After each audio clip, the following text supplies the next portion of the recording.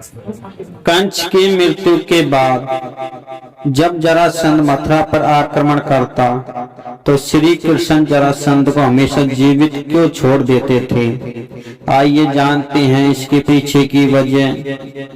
जब जरासंध मथुरा पर बार बार आक्रमण करता तो श्री कृष्ण उसे हर बार जीवित छोड़ देते थे, परंतु बलराम ने उससे पूछा कि आखिरकार तुम इसे जीवित क्यों छोड़ देते हो?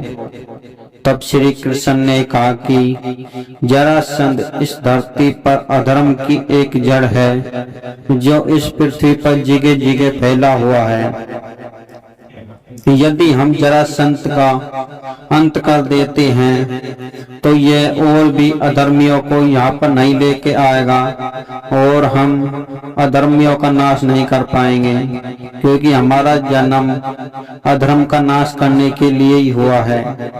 यदि हम जरासंध का अंत नहीं करते हैं तो यह हर बार दूसरे अधर्मियों को अपने साथ गठबंधन कर लाता है और हम सहजता से एक ही जगह रहकर अधर्मियों का अंत कर देते हैं। इसलिए इसका अंत करना उचित नहीं है।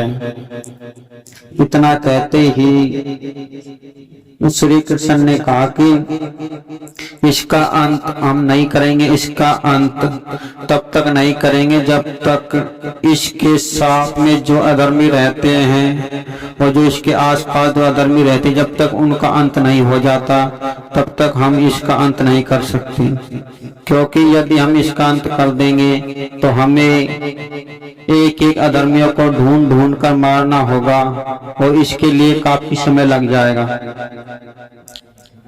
बलराम उनकी बात समझ जाते हैं और कहते हैं कि आखिरकार फिर इसका अंत कैसे होगा?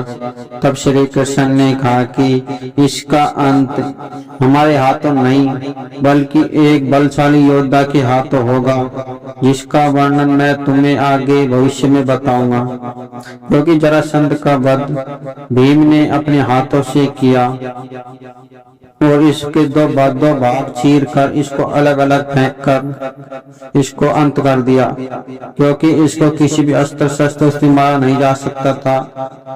इसलिए इसको दो भागों में चीर कर इसको विपरीत दिशा में फेंक कर ही इसका अंत करना संभव था। यदि आप इस कथा से सहमत हैं तो कथा में अपनी राय अवश्य बताएं और कमेंट में जय श्री कृष्ण लिखना ना भूलें।